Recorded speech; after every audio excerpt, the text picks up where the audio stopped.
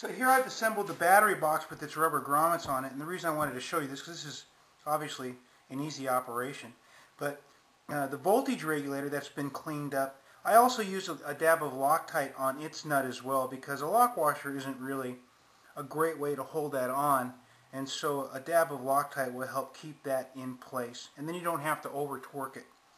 I used the lock washer, left it in place, not because it's needed, but just so it looks correct for its time. And then these rubber grommets, I wanted to show you what I do there with rubber grommets, because a lot of them I have to reuse over again. If they're in good shape, I will, and if not, then I have to go find some used. But ours are in good shape, and I actually fill like a little container like this, about halfway full of Armor All, and I let all my rubber grommets hang out in there until I'm ready to use them. It makes them more supple, protects the rubber, and it lubes them up so they're a little bit easier to install, as I've done here in a pre-put together package of an ignition switch. The ignition switch goes on the back of the horn, which holds onto a cable hanger, which all bolts with the ignition coils all in one complete unit, and I'm going to be assembling that in just a second.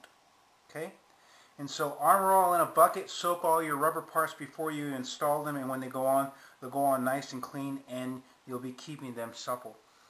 And don't forget that that voltage regulator should have a dab of Loctite to hold it on, and lightly tighten the screws just so you collapse the lock washer. Don't make it any tighter than that, because vibration can make the voltage regulator on these particular units not work so well. Okay, so that is it for now, and we are going to go and start putting all these parts on the motorcycle in just a second. And that's how easy all those rubber grommets go back on. Okay, be right back with you. So here's a brake backing plate. Well, I wanted to show you the assembly of this and what's important to me. I've had the cams replated, and I use a different grease on the brake backing cam. This is fill grease. It's kind of expensive. It's like $8 for this tube, but a tube lasts so long. And it's waterproof, and I'm going to grease up that cam pretty good. And I like it because it's less viscous.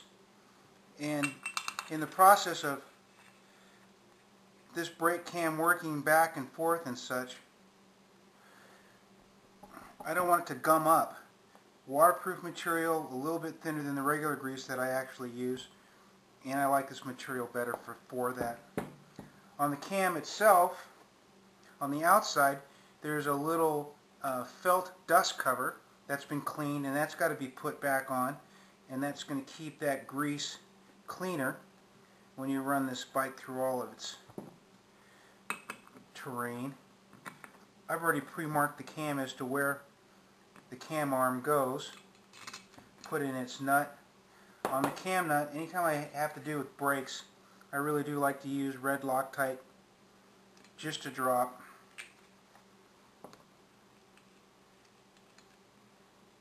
I'll go back and tighten that after I show you the inside assembly. I put the cam arm on first, that way the cam doesn't go in and out while I'm installing the brake pads themselves. On the same way with the cam itself, the cam pivot, I take a little bit of Phil's grease and I put it on the cam and the brake shoe pivot right there, so the brake shoes will operate smoothly. Here's the brake shoes. They've been cleaned up, and all you do to put the brake shoes on is you kind of like put both springs on, and you separate them like this with putting tension on the springs, and then when you put them in, you'd stretch one over the other, and then snap into place. That look easy enough for you?